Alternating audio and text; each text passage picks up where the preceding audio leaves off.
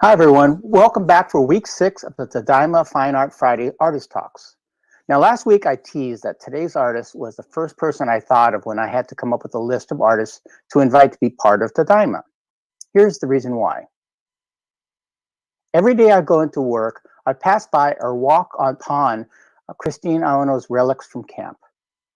I love how it allows Janum visitors to essentially walk over the dirt of the different camps and to see artifacts on the ground. This installation has been at Janum as part of the Common Ground exhibit since the pavilion opened in 1999. Since that time, thousands of people have walked on top of the glass panes that protect the artifacts and soil. These panes also serve as windows to the camps for those of us who are descendants of camp survivors or those without camp connections. We can see the dirt, we can see the artifacts, but we cannot physically be part of the camp experience of those who were incarcerated. Another thing that drew me to Kristine is that both she and I are two of a small but growing number of people who have been to all 10 sites. In 1990, the first year I visited all the camps, the only people I knew of who had already done this were Frank and Joanne Iritani. At the time, they had produced a pamphlet about their visits to the sites. In 1994, this was published as the book 10 Visits. It was revised in 1999. Our first artist, Setsuko Winchester, recently completed this pilgrimage also. If you didn't see the first week's Fine Art Friday, please go to the Tadaima Fine Art Gallery and check out her work, and also watch her interview. Kristine Aono is a sculptor and an installation artist who uses a wide variety of materials to explore themes of personal narrative and history.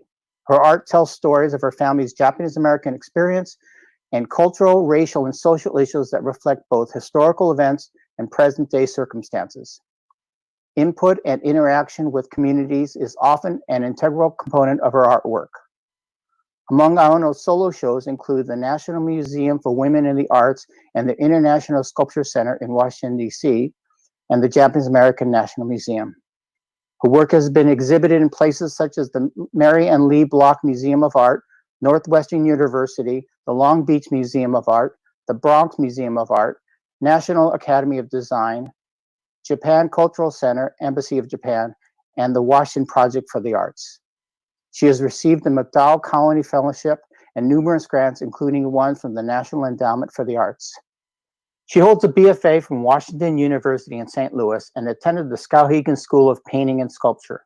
She has served on numerous art panels, given workshops and presentations with community groups, and is a lead teaching artist for high school youth at Arts on the Block. Aono has been featured in articles, broadcasts, and interviews with reviews in Artforum International, Artspace Magazine, The Washington Post, Los Angeles Times, Chicago Tribune, and Yomiuri Shimbun. She's included in books such as Exhibitions for Social Justice, Unsettled Visions, Contemporary Asian American Artists in the Social Imaginary, Community of Creativity, A Century of MacDowell Colony Artists, and Art and Diversity in the U.S. Kristine Aono's studio is in Maryland in the Washington, D.C. region. I'm honored to introduce to you Kristine Aono. Thank you, John. I'm honored to be part of Tadaima, and I want to thank you for inviting me to participate. I'd like to start off by giving you a little background of who I am. I am a sansei, and for those of you who are unfamiliar with that term, it means my grandparents immigrated to this country from Japan. I was born and raised in the Chicago area. My mother, Lily Takagi, and her family were incarcerated at Jerome and then Rower in Arkansas. They had been living in Fresno, California. My father, Tom Aono, and his family were living in Portland, Oregon, and they were in prison at Minidoka in Idaho. They were all incarcerated for 3.5 years, the duration of the war. I am deeply honored that my installation, Relics from Camp, has found a home at the Japanese American National Museum, or as we like to refer to it, JANM.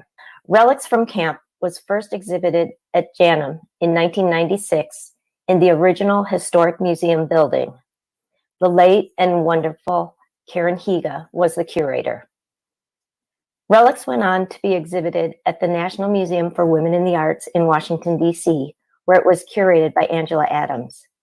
Then it traveled to the Harold Washington Library in Chicago. At each venue, the artwork was unique and site-specific, reflecting a collaboration with the local Japanese American community. Relics from Camp actually began when a dear friend, Dwayne Jeffrey, introduced me to the site of what had been the Topaz Camp. Dwayne grew up in Delta, Utah, near Topaz, and his family farm included a barrack that they called the Topaz House. It would eventually become part of Jane Beckwith's efforts to create the Topaz Museum. Dwayne sent me a box of artifacts he had found, preserved in the dry desert air for over 50 years. These became part of Relics from Camp. The creation of Relics from Camp spanned several years and included visits to all the Japanese American concentration camps. At each site, I collected soil. Soil had been an element in my artwork before, but I did not initially know what an important part it would play in this particular piece. I also took photographs at each site. This one is of Manzanar. Later, I would juxtapose these present-day images with the black and white photographs taken during wartime by photographers such as Dorothea Lange, Ansel Adams, and Clem Albers that I had found while doing research at the National Archives in Washington, D.C. Like this one of a classroom. My dad's family had saved the hand-carved nameplate that hung outside their barracks door, and we treasured Grandma Aono's doll she had made with scrap material while in camp. Other families must have saved similar mementos and relics from camp. These physical objects have the power to spark buried memories and conversations between generations. The heart and soul of Relics were the people who loaned their family artifacts and stories for each installation. At each venue, we hosted community collection days where families brought their treasures and shared their stories, which became part of a binder that was exhibited along with the artifacts. It is an honor to be able to create an artwork that could spotlight these individual stories while also raising awareness of a tragic time in U.S. history when innocent people were incarcerated based on bigotry, racism, and greed. The next artwork I would like to present is an installation that was part of a group show titled Relocations and Revisions, the Japanese American Internment Reconsidered at the Long Beach Museum of Art. It took place in 1992 to mark the 50th anniversary of President Franklin Roosevelt's signing of Executive Order 9066, which led to the unjust incarceration of Japanese Americans. The title of this artwork is Deru Kugi wa Utareru, which is a Japanese proverb that can be translated as the nail that sticks up the farthest takes the most pounding. It alludes to the Japanese emphasis on working as a group and not calling attention to oneself. Discovering this saying was pivotal in my understanding of how my parents and grandparents and over 120,000 others of Japanese descent, 2/3 of them American citizens, could seemingly enter the camps without protest. As a child of the civil rights era, this quiet approach seemed puzzling to me, but I grew to respect this persevering hope that their obedience could prove their loyalty. This phrase and its translation wrap around the room. Covering the surface of the walls is a collage of copied documents from the National Archives. They are testimony from the hearings of the Committee on Wartime Relocation and Internment of Civilians, the CWRIC.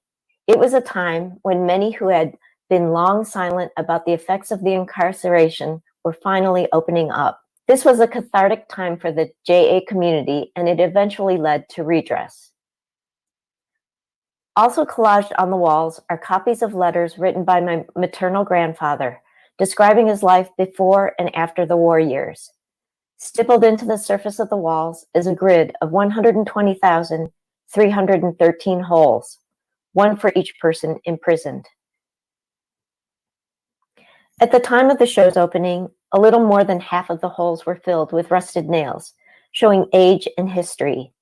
The nails formed the image of the American flag on the main wall, while the remaining nails were in burlap sacks on the floor.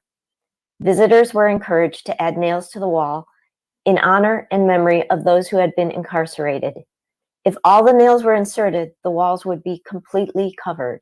When this show opened on May 10th, 1992, it was less than 2 weeks after the infamous LA riots, which were sparked by the acquittals of the white police officers who had brutally beaten a Black man named Rodney King. We were installing the show during the riots. A few weeks after the show had opened, I received a call from Noriko Gamblin, the curator. She was concerned on how I would feel about the reaction to my artwork, but I couldn't have been happier. Visitors to the museum had used the nails to write things on the wall like "No justice, no peace," the rallying cry for the riots. They had also added thousands of nails to the walls, forming peace signs, hearts, and writing words like joy, sad, peace, and art. Across the central image of the flag were the words "never again" and "racism still exists." The artwork had transcended my original intent. It had new relevance. It now linked the past to the present, the incarceration of Japanese Americans to current race inequities. In 2017, I was part of a group show called "If You Remember, I'll Remember" at the Mary and Lee Block Museum of Art on the campus of Northwestern University in Evanston, Illinois. Janet Dees curated this exhibit. I took this opportunity to reimagine the nail piece as one large wall, over 50 feet long and almost 12 feet high. Again, visitors to the museum were asked to add nails to the wall to honor and remember those who had been incarcerated. And again, I hope to transform passive viewers into active participants. This is how the nail piece looked after 4 months. The words empathy, resist, and persist are among the many words and symbols visible. This artwork, titled "The Nail That Sticks Up the Farthest," was created in 2017, the 75th anniversary of the signing of Executive Order 9066.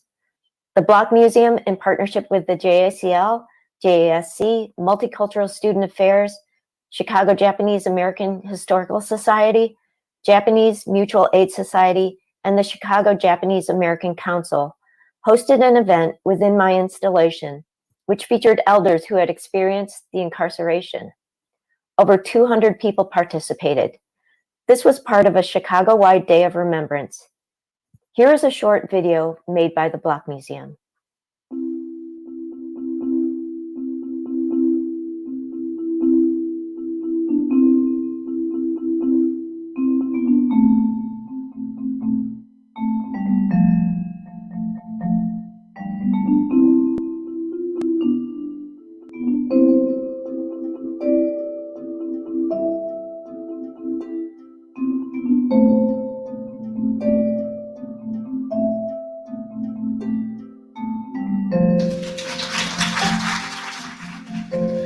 Now I will read a letter written by Kristine Aono, as she cannot be here.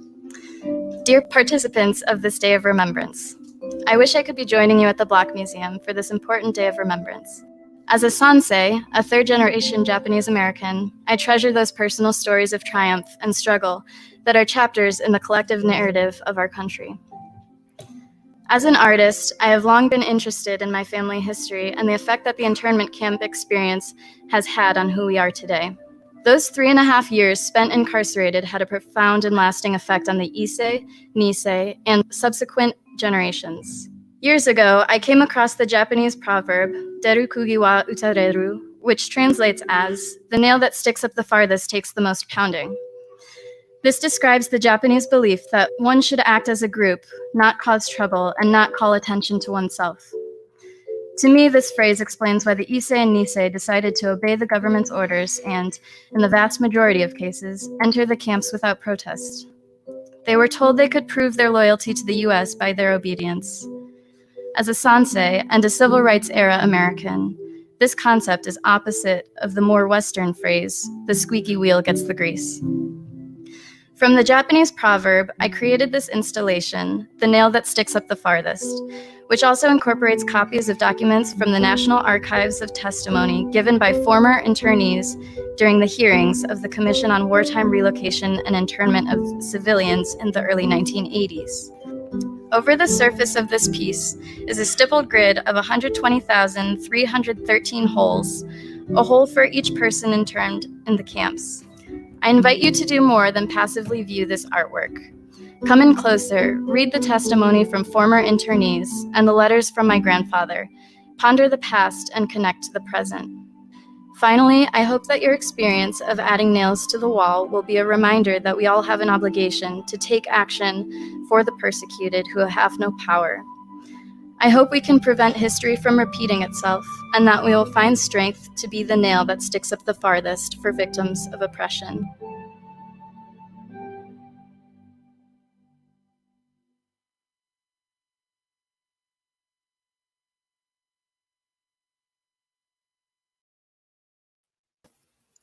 Well, thank you, Kristine. That was really wonderful.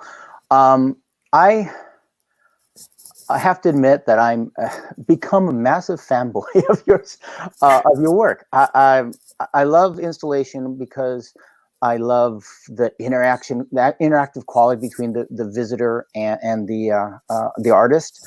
Mhm. And I was wondering, because you showed on the nail piece how the unexpected words, the things that weren't planned as far as your piece. And you talked about that, they were asking how you felt about it, but did you ever anticipate that somebody was going to go rogue and bring their work into your work? No, I mean, the first time that I exhibited this piece, I don't know why I was thinking that people would just, put them in the holes that were already there. And when you think about it, people who go to a museum, a lot of times they're creative types, and creative types usually don't follow the rules, right? So that's kind of what I really loved about the unexpected happening. I will say, though, that when it was shown the second time with the big wall that was 50 feet long, the bags were far on the ends. And one thing we discovered was, because it was spread out so far, is that people were taking nails out of the wall and reinserting them instead of walking over and getting the nails. So when we discovered that, we had to put a sign up that said, please don't remove walls that are already inserted. Please do not remove nails that are already inserted in the wall. Because one thing that I knew was that people would come up to me afterwards and say, I picked a very special place. They would be reading the text, and that's how they chose where they wanted to put their nails. So it was very deliberate where people chose to put nails.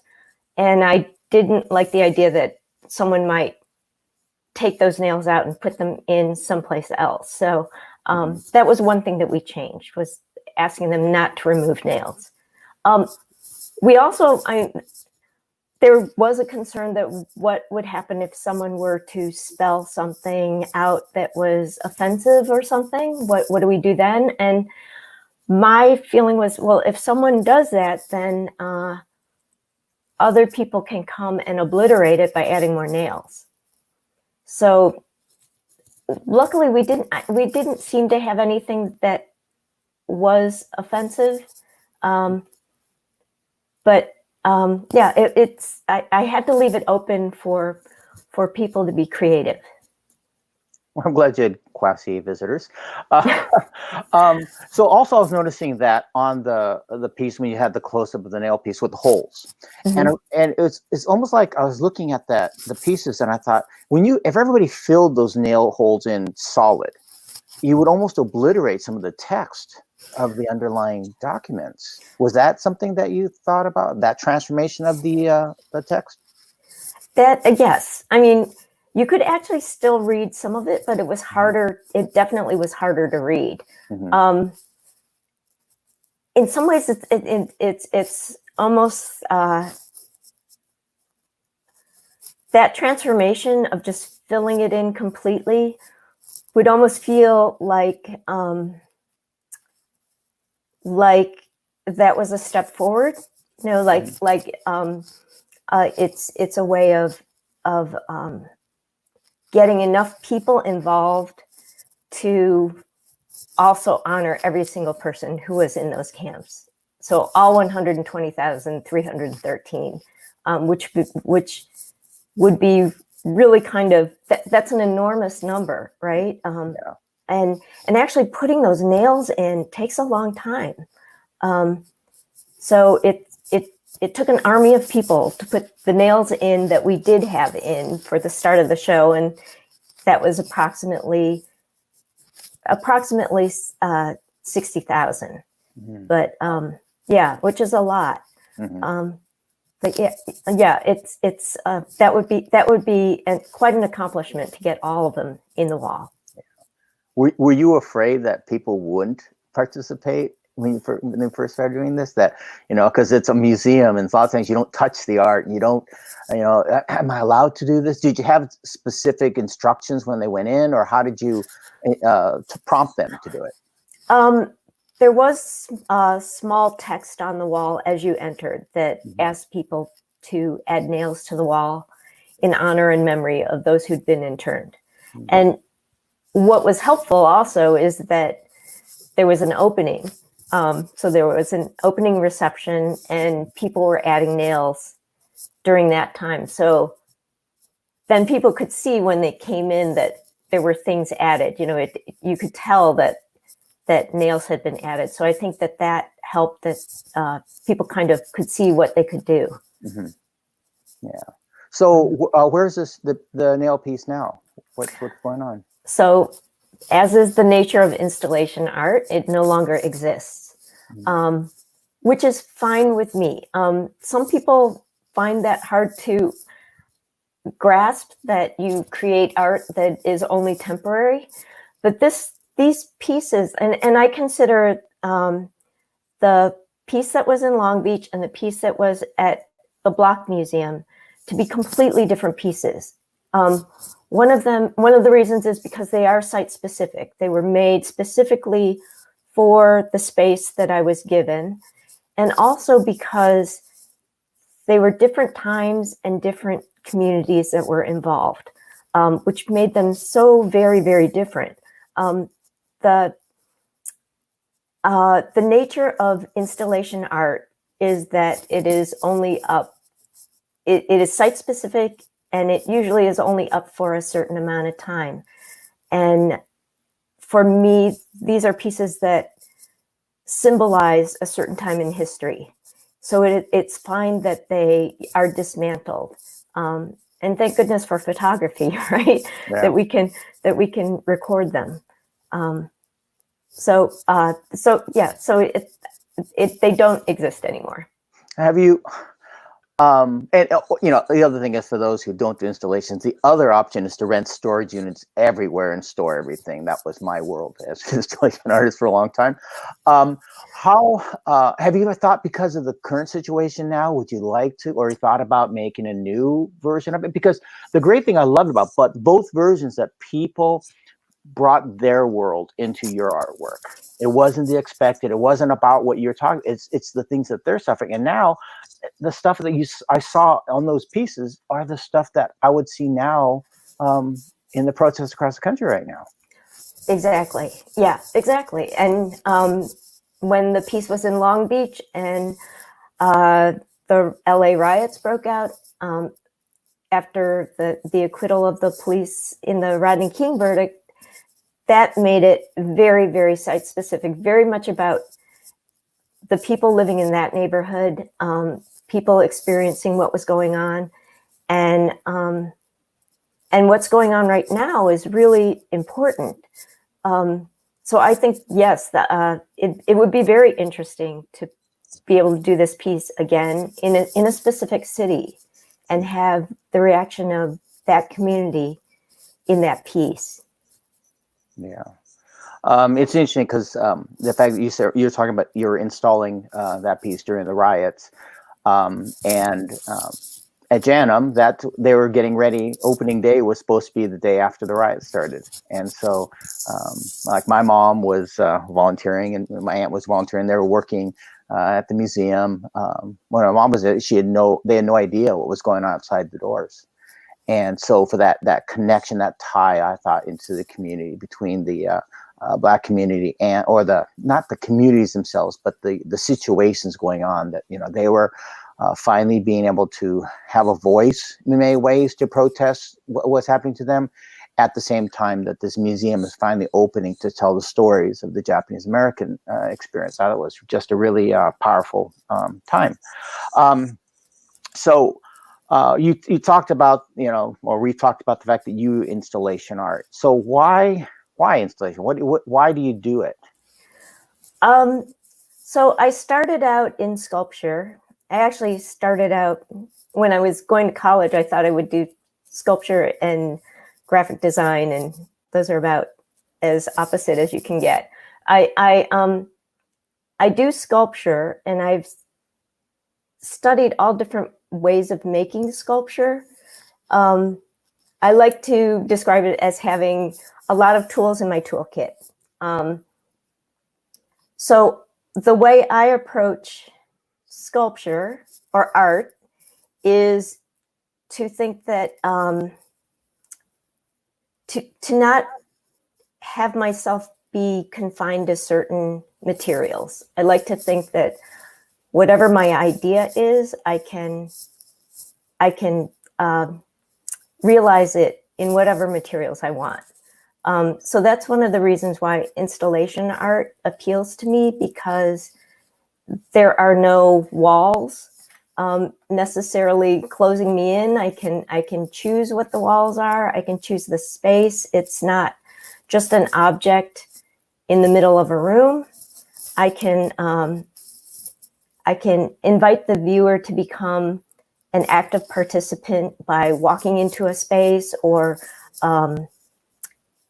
actively doing something in that space. So it's not just looking at something on a wall or looking at something plopped in the middle of a room. It's actually becoming active in the entire space. So it just allows me to have more control over everything. Mm-hmm. Okay. Yeah, I love, the idea that you think about the installation and the participation by the visitor. It's almost like I did an installation once on a virtual tea ceremony. And so as the artist, I was the host and my visitors were the guests. But the guests in a tea ceremony are just as active a participant as the host is. And so for that idea that they actually take ownership and they can share that an experience with the installation is really, really interesting. So do you only do installations? No, I do sculpture too. And it's based on whatever my idea is. So if sculpture is the way that would convey the idea better, then I will do sculpture. Let's see, an example is I did a whole series of kimono sculptures. Let's see, Royce, would you mind pulling up rope kimono, please? So in this series, I've probably done 20 different kimonos, versions of kimonos. Not all of them are standalone pieces like this. Some of them are wall pieces. But the rope kimonos came about from my experiences wearing a kimono, and also I have such a respect for the art of kimono making, and it has all kinds of rules and protocol about how you wear it, and the way it depicts the person who's wearing it. It also will really kind of make you move and walk and sit a certain way. So this piece actually is specifically about being a female, and it's about stereotypes and literal cultural constraints.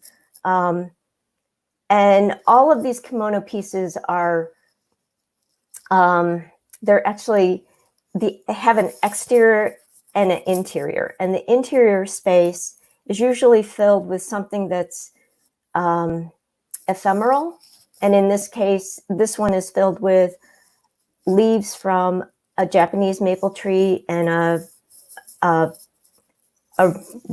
Eastern maple tree, regular, the kind of maple tree you would find in the U.S. So, so it's a mix. And then let's see, how about if we see flag kimono next? So flag kimono is also in the same series. The kimonos that I made, that like rope kimono, I should say, is made out of a wire mesh that's folded into the shape, and then it's covered with fabric that's dipped in a hydrocal plaster. And so what I ended up doing was I started sewing kimonos just out of the wire mesh that the more sculptural pieces were made out of. So this piece is made out of that wire mesh and painted to look like the American flag. And all of these are sewn, hand sewn together. The wire mesh is sewn, and it's very lightweight. It's made out of an aluminum mesh, and then it hangs from this aluminum bar. But I did like I said, I did many of these different versions of types of kimono. I did a kimono that was based on my grandma, another one based on ancestors. And if you could bring up the one titled Cultural Inheritance, please. And then I did these more truncated versions of kimonos, and this is a female shape. And this one I called Cultural Inheritance, and it shows 3 generations. So the Issei is on the top, Nisei is in the middle, and Sansei, my generation, is the bottom one. And what I do is, this is also that same mesh that's been sewn together, and I poured a mixture of sort of broken up pieces of dried Japanese maple leaf and some gold leaf flake and some black charcoal through the top one, and it sifts down through the second and then through the third, and that's supposed to represent culture and how culture slowly gets lost through the generations. When I was working on this piece, I actually discovered that I was pregnant with my first child. And so originally I was going to just have this mixture fall onto the floor because it sort of makes a pattern going out. And then I realized it was sort of precious. So I made this basin on the bottom that catches it. And then since then, I've displayed this piece with a 4th generation. So I show the Yonsei generation. So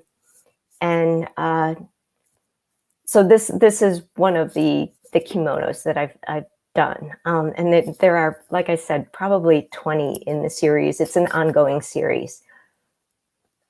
Okay. So when you work on these pieces, do you like find a material that you think, oh, this would be kind of great to do? Like, I imagine this mesh, it has this very, in a sense, a very, even though it's hard, a very cloth-like quality, because you can mold it and you can have it take on the characteristics of fabric without it being soft and formless.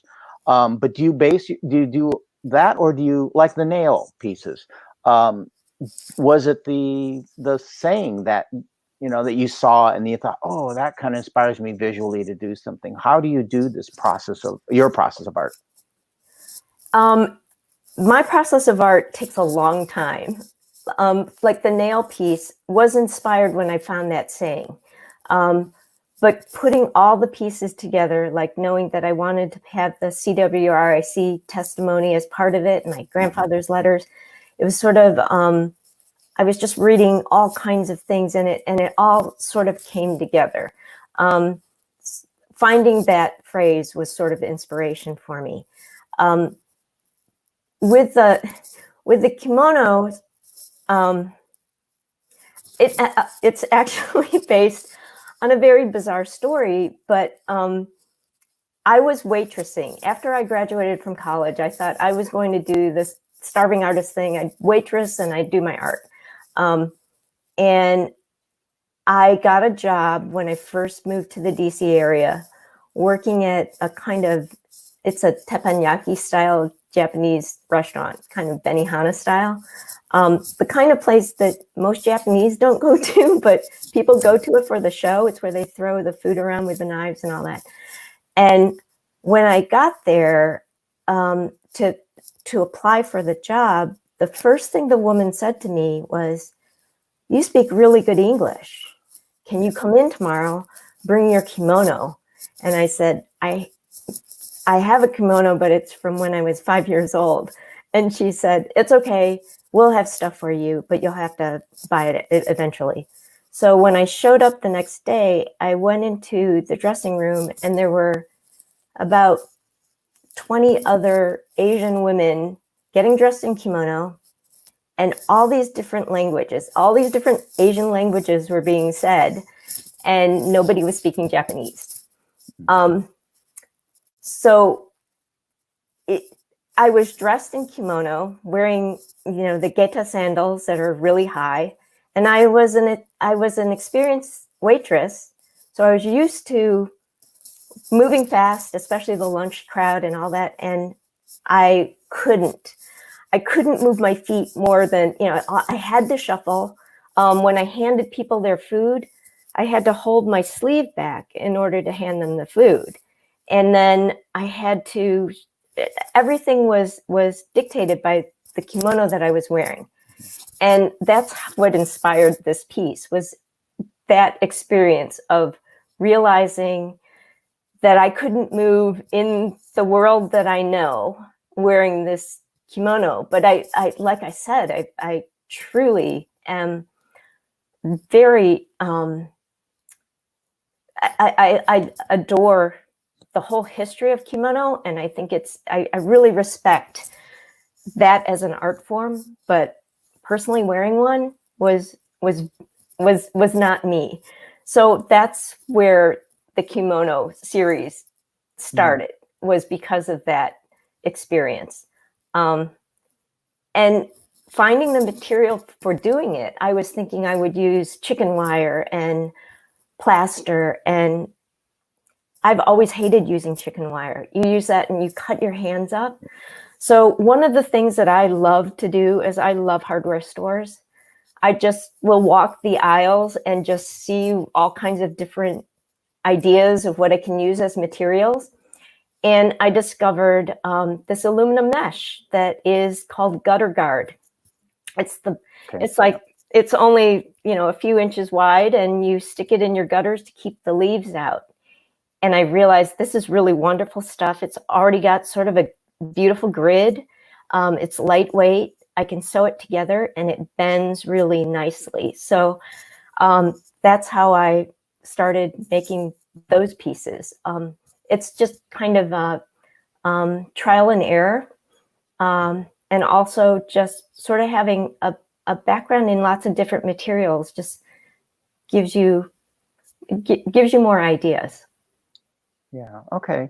I'm actually going to go to, we have some questions here, and there's one that I would normally ask at the very end, but since we kind of passed on talking about that, and you mentioned about the nail piece. So Aaron Shigaki asks, Kristine, do you plan to install the nail piece again? Also, what new concept are you working on, if you don't mind sharing? Great questions. The new pieces, what are you doing? Yeah.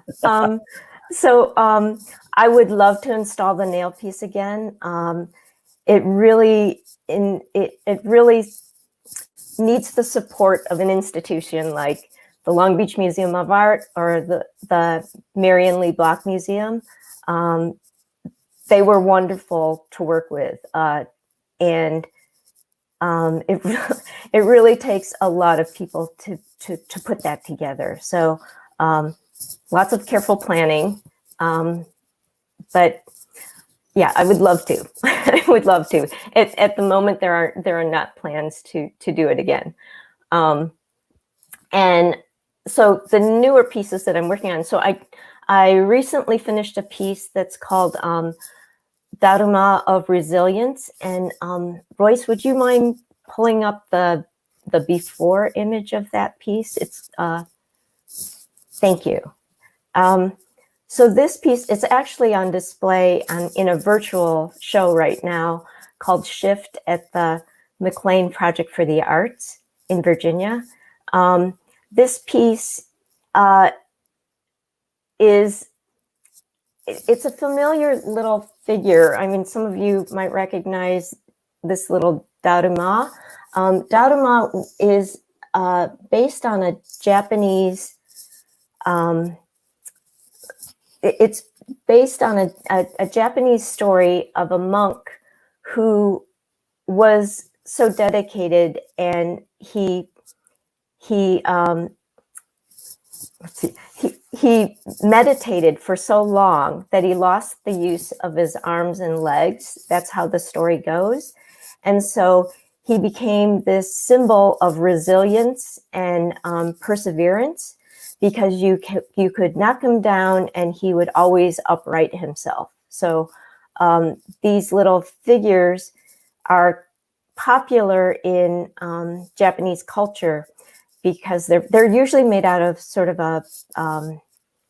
a paper mache kind of material, and they're usually only about maybe 7 inches tall or something. And the custom is that they come with no eyes painted in, and you paint in one eye, and you make a wish, or you set a goal, and at the end of 1 year, you're supposed to have reached that goal, and you can paint in the other eye. So Tadaima is sort of this symbol of hope, and so what I decided to do was I wanted to use the figure of Tadaima as a symbol of hope for the hurt that a lot of us are feeling right now, because there's so many things that are happening that are based on racism or oppression, things we're seeing our government do. So I made this Tadaima.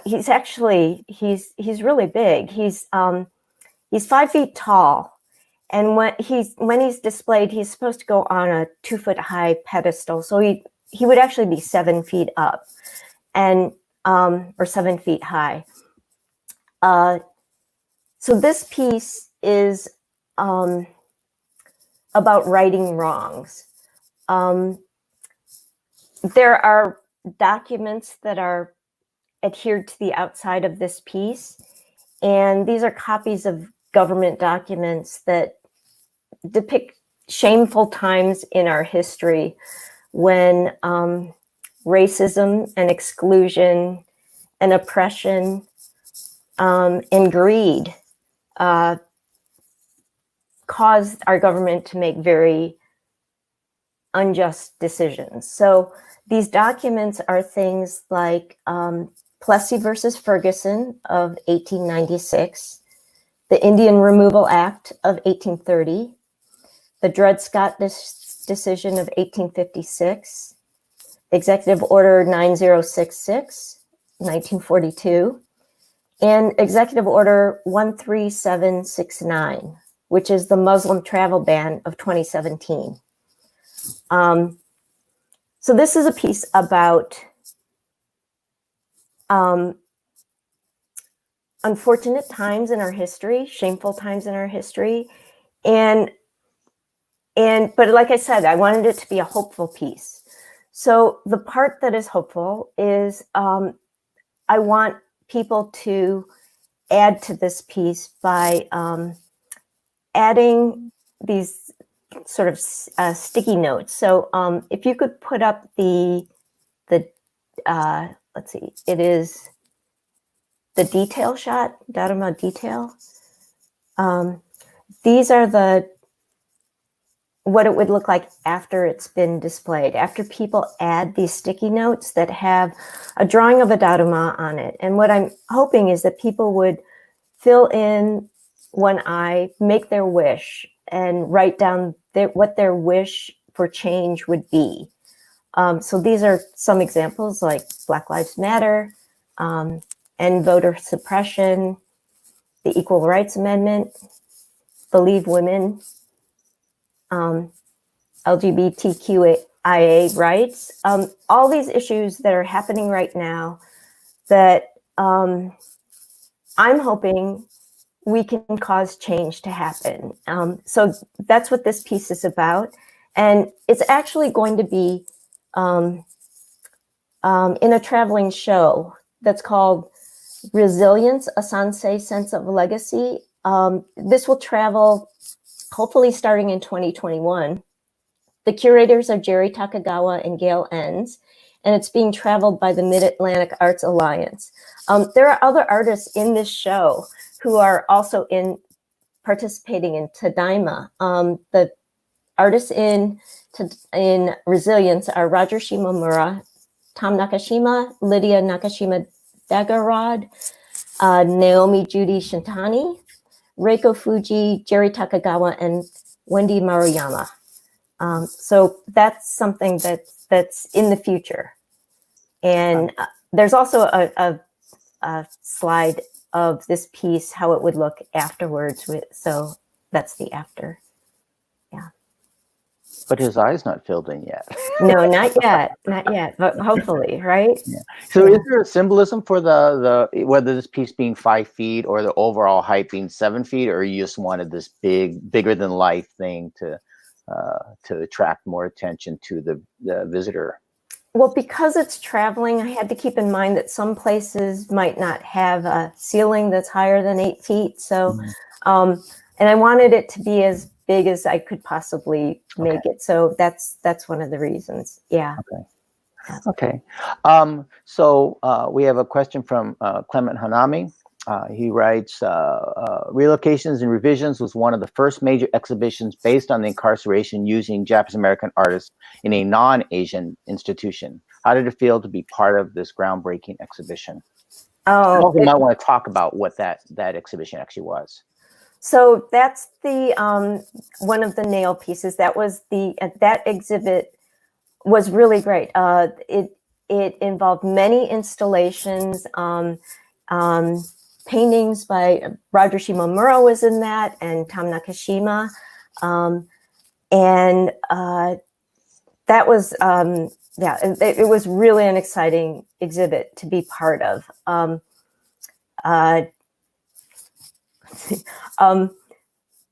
That was the one where we were installing during the riots. And I remember us all thinking, oh, what should we do? You know, what should we be doing? And we all agreed that what we were doing was important, that the message of what our art was about how people needed to remember how the camps were something that our government did in a time of upheaval, and it was a wrong decision made and based on racism. And so for us, we felt like the message was really important, that the message was that racism still exists and we still have work to do. So, I mean, because there weren't shows like this in, a non-Asian targeted audience. Did you have, I mean, was there a lot of apprehension over to how you would be received, or the artwork, or the the message would be received?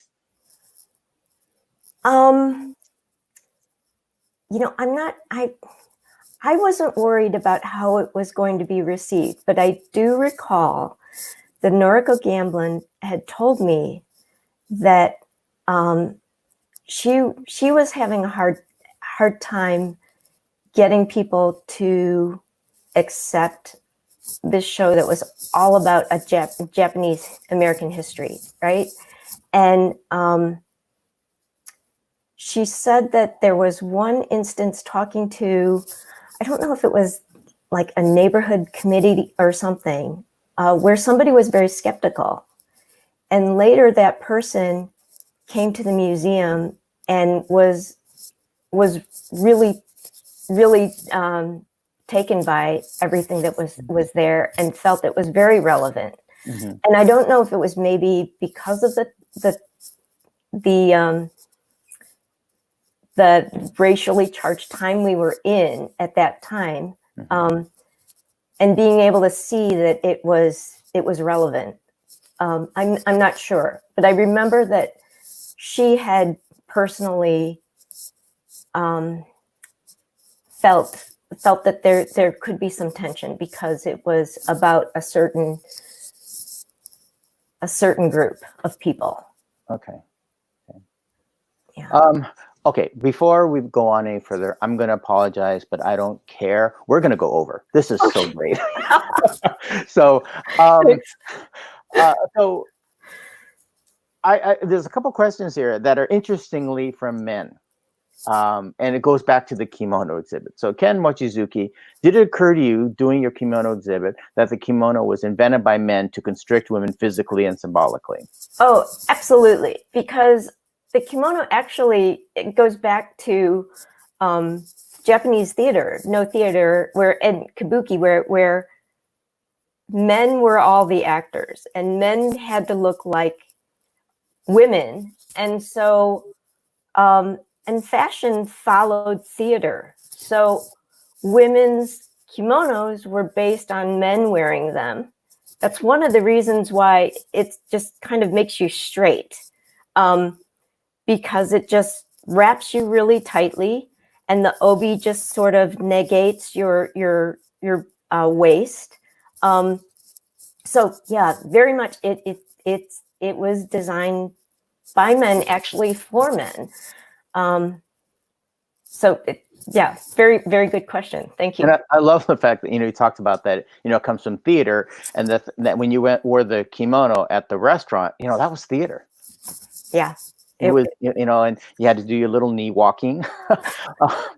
Right. And it's interesting how, it's all for that show. And the impracticality of it. Okay, and the second question from Thomas Kurihara. Kristine, do you have opinion about the constraints on the role of women in Japan wearing kimono and the cultural development of their mannerisms affected by the kimono? Well, fortunately, most women in Japan aren't wearing kimono on the day-to-day basis. It's when I was working at the restaurant, the other women told me, when we take a break, make sure you change out of your kimono because you can't eat when you're wearing it. It's so tight. There are no buttons. It's on you. It stays on you because it's wrapped so tightly. And so it's just completely impractical in those ways. And when women sit in a car, they have to enter the car a certain way, and they have to sit down a certain way because they can't lean back against the obi.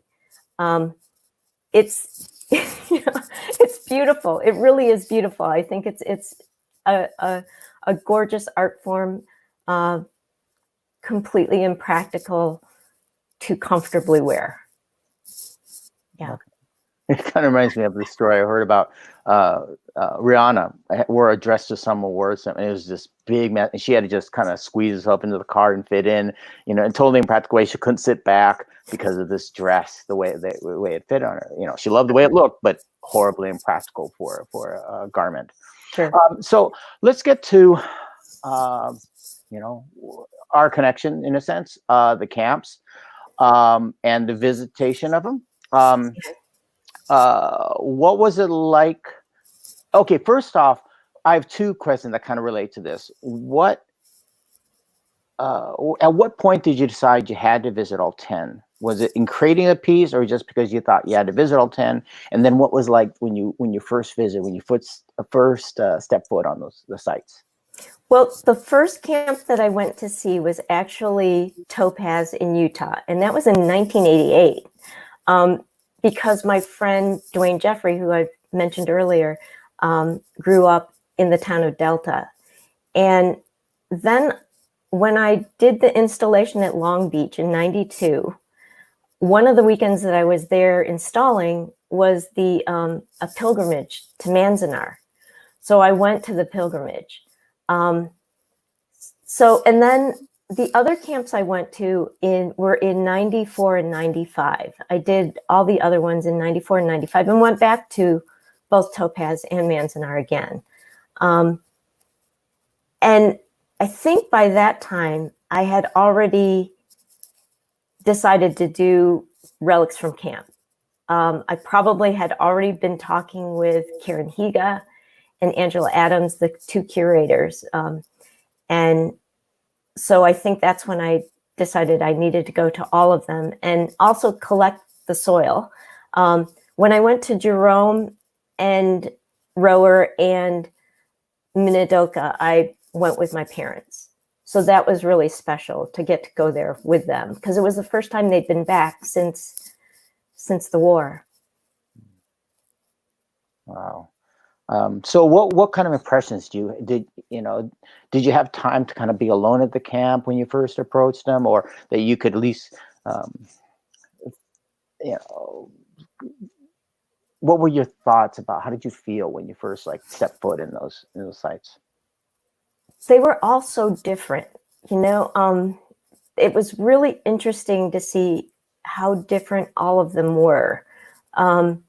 And going there, I mean, you must have had this experience too.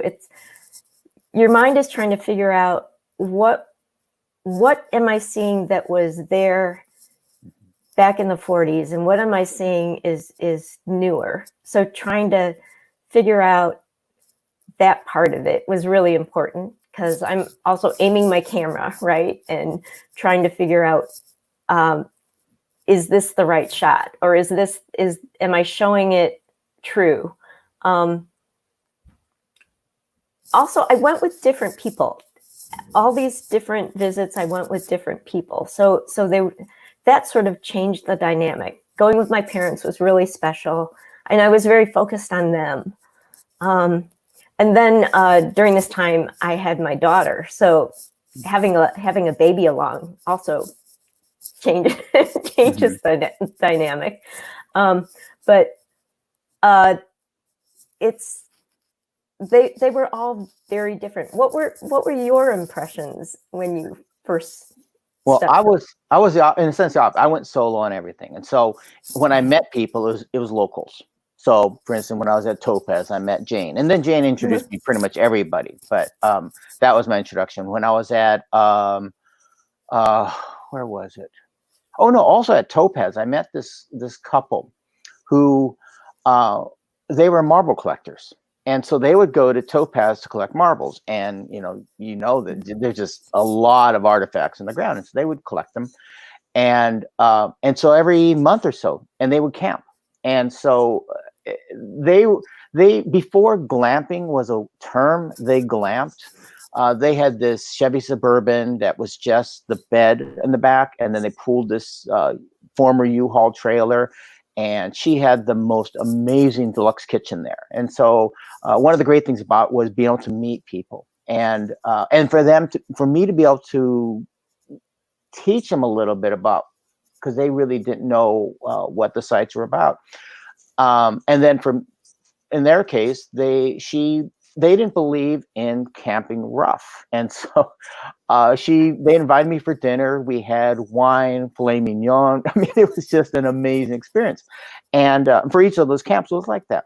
But I thought, and it kind of goes into the part I really loved about Religium Camp was that it was almost the dirt. That was almost the thing that I think really drove the uniqueness of the camps. I mean, Topaz. Did you ever go in bad weather, not hot, but bad weather at Topaz, like rain at all? No, but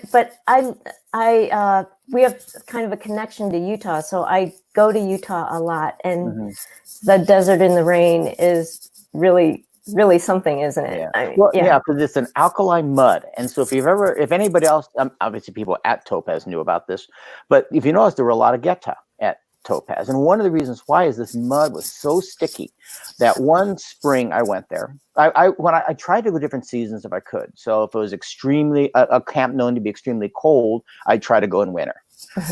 And with Topaz, because there is no good season for Topaz, I went 4 times each of the different seasons. And I remember walking around in the camp, and after a few minutes of walking, I had like 6 inches of mud on the bottom of my shoes, just stuck to the bottom of my shoe.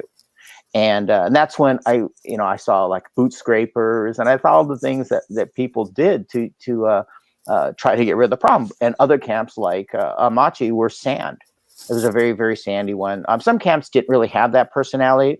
Like Heart Mountain was mostly farmed, and so there really wasn't that presence of soil or that personality showing through. But to me, that was, and I had like blueprints of the camp. So for me to be able to identify some of the original structures was a little bit easier. But at the same time, I wasn't sure, was it something rebuilt on the site of the old building, or was it an old building? It was never, in the beginning, was never quite sure. It took me about a year of traveling and then researching afterwards to figure out, trying to find photographs of the camp and seeing, is that building an original building, or is that one that's been replaced with something new?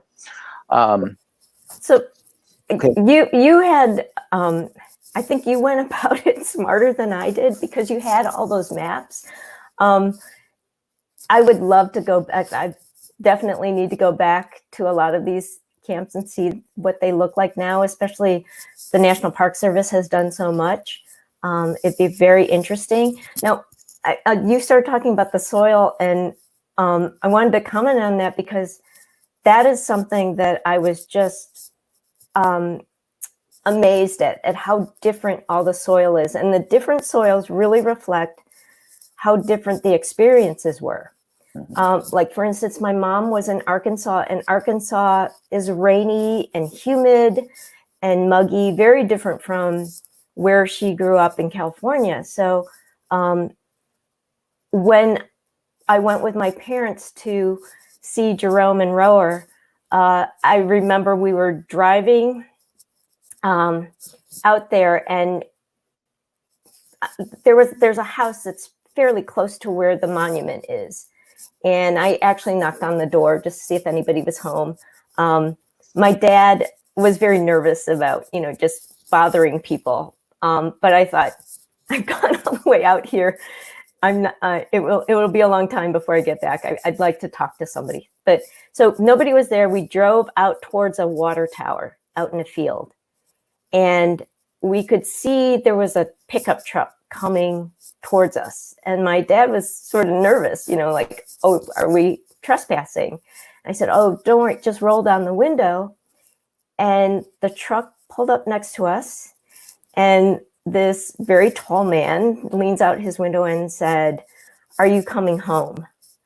And when he said that, we all, it's like, okay, everything's good.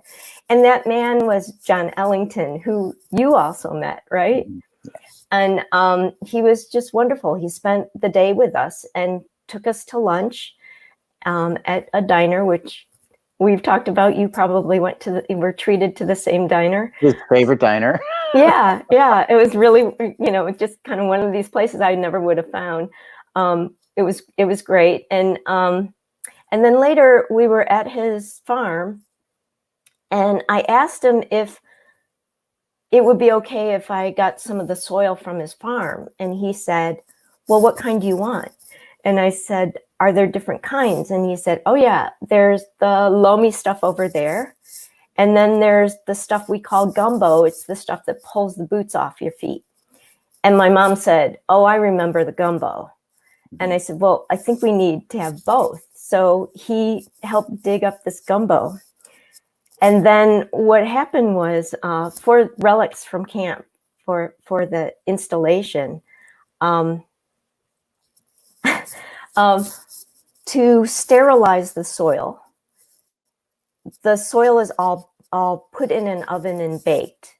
And that will kill all the live parts of the soil. So I wasn't even thinking about this gumbo. And I, stuck it in the oven, and it came out like rocks, right? Because it was basically, it's clay.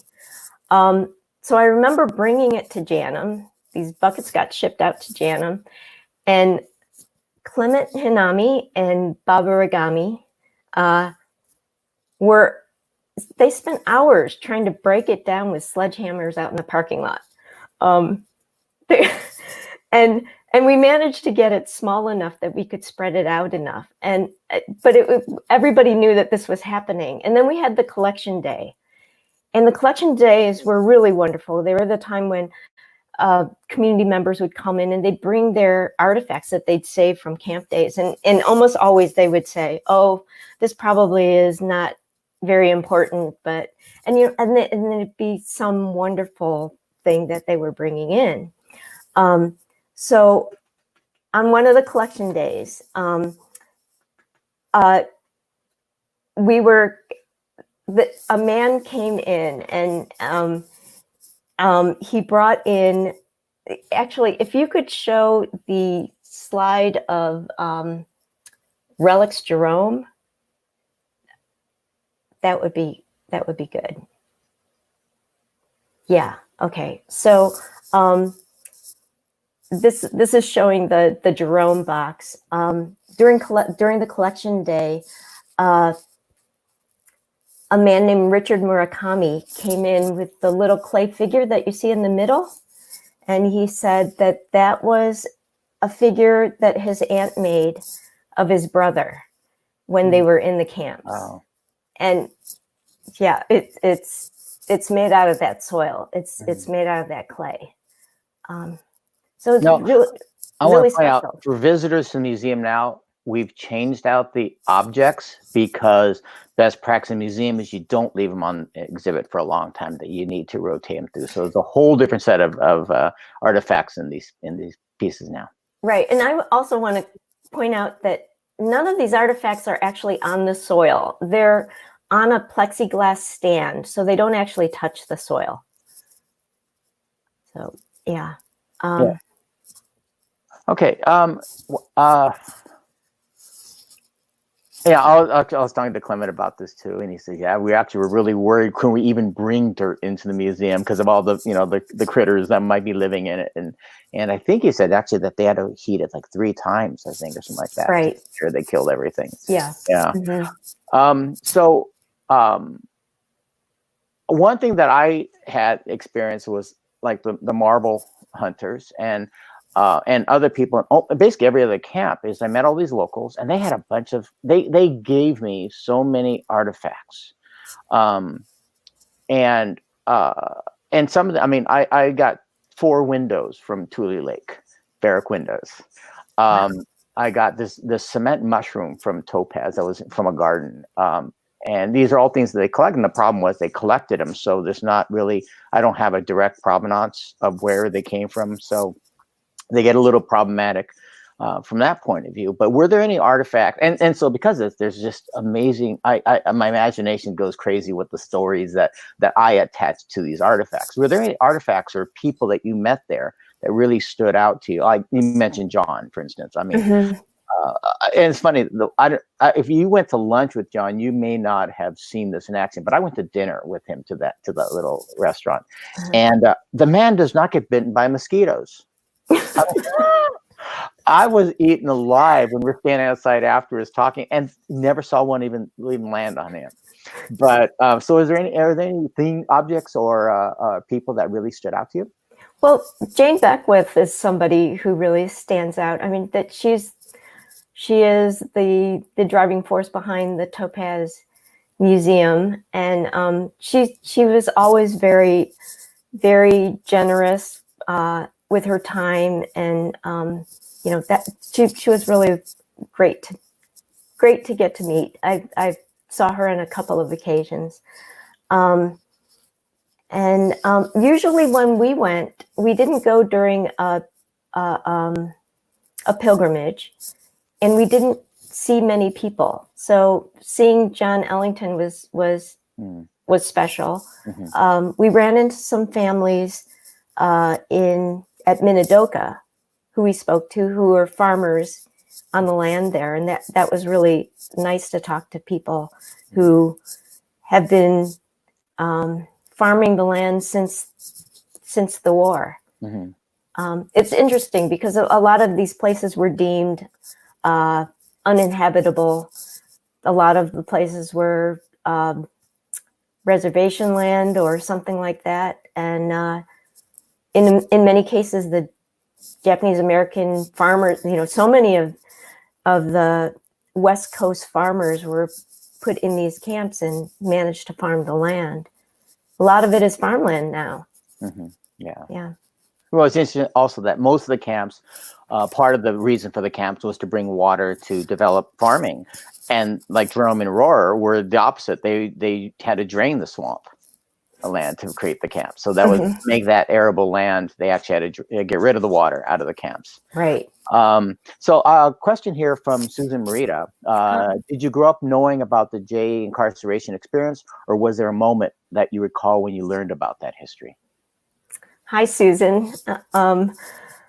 I do remember growing up, and my parents didn't talk about the camps. And I think that was a very common thing, that the Nikkei really didn't talk openly about the camps, but they would refer to the camps. So they would say, "Oh, we did that in camp."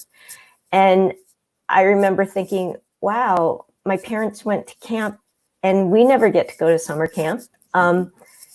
And so I think it was probably, I was probably maybe around 12 or something when I finally found out what the camps were. Mm-hmm. And that was a time when it really wasn't taught much in high school, or in school at all.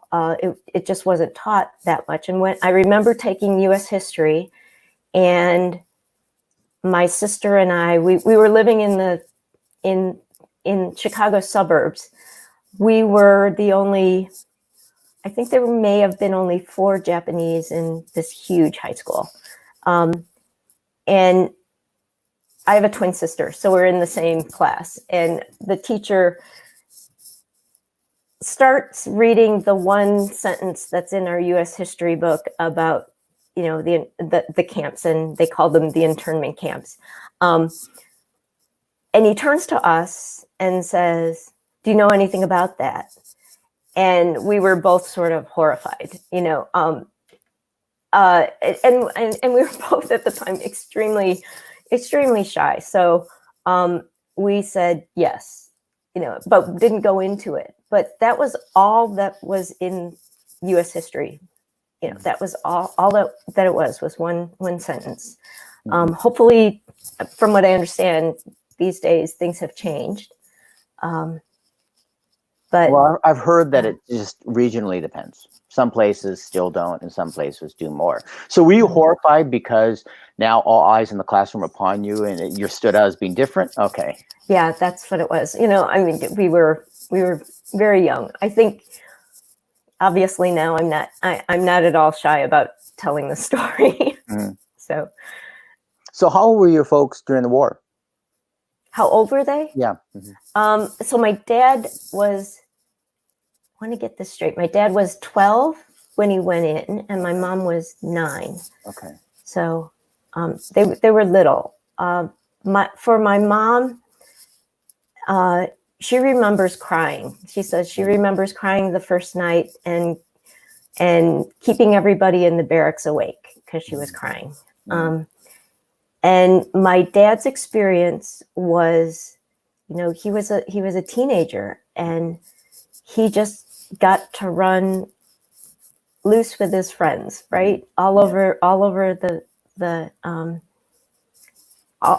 camp.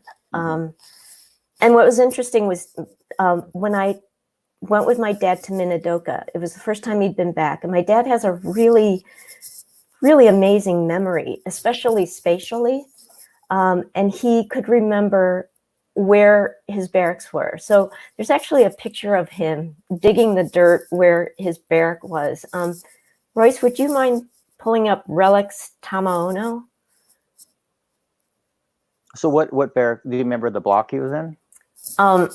He would remember. I don't remember, but he would remember. Okay.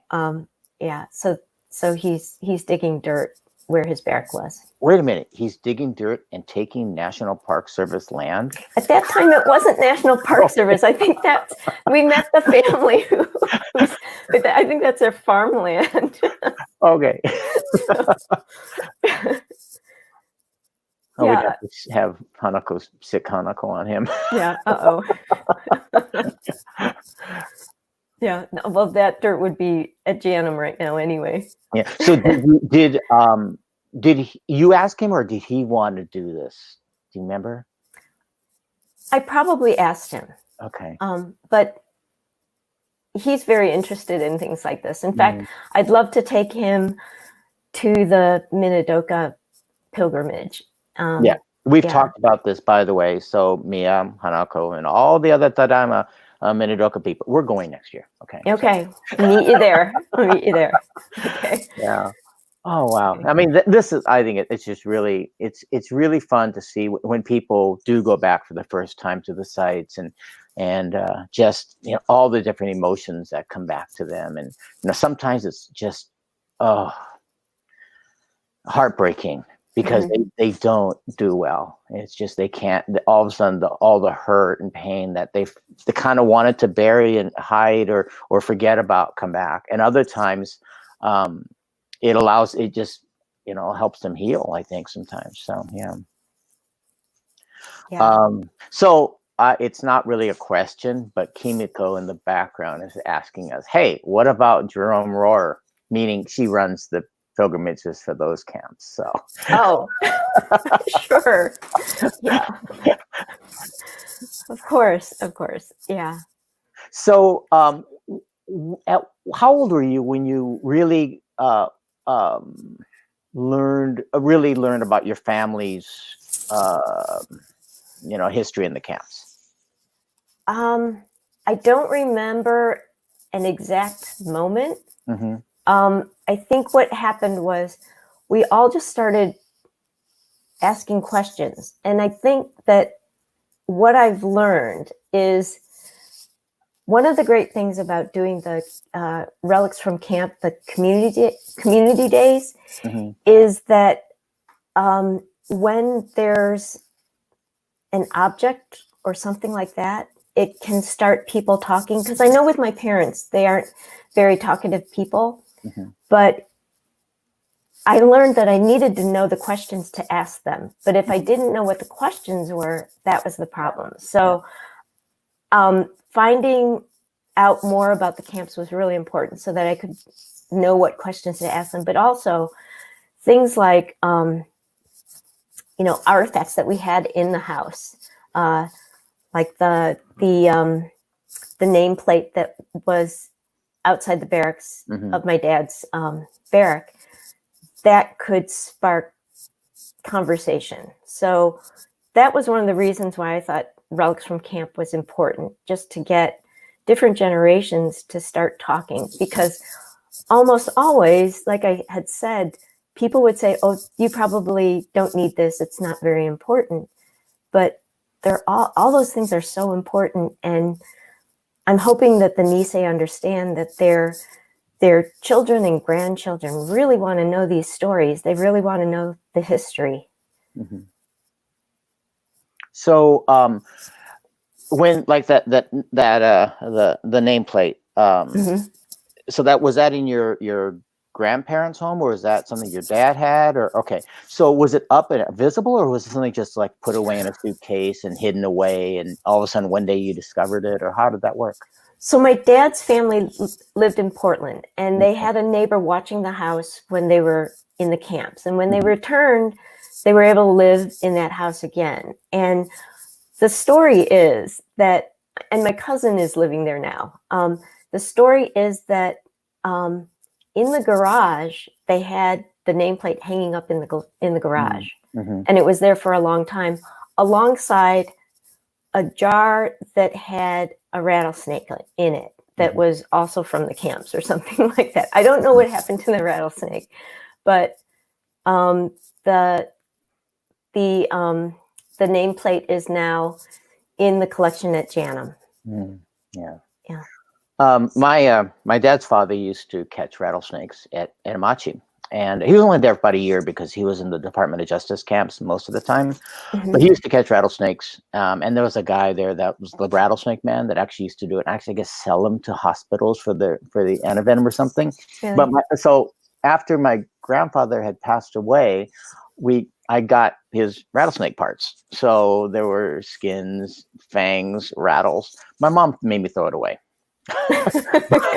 but I had a jar of parts too. So did you ever see this nameplate in the garage? You remember seeing that at all, or is it just something that happened after the fact? I didn't see it that I remember because I was a lot younger at that time, and we would make trips out to Portland to see my grandparents, but I was quite young, and I'm not sure. I think that the nameplate hung there for a long time because when we donated it to Janum, and my older sister brought it in, I think it was like around 96 or something like that we brought it in. So, yeah. So yeah, it's really interesting because I'm actually totally going to make protocol for art things here. There's a project that I'm starting working on. It actually kind of leads to the thing you were talking about, is that I have found that a lot of people grew up in homes where they didn't know much about the camps, but there might be a painting or like a wood piece on the wall, and so they ask their grandmother, great grandmother, whatever, like, what is that? And they might say, oh yeah, Papa did this in camp. And so it's the thing. Oh, it's like the summer craft, summer camp, and they do crafting and stuff like that.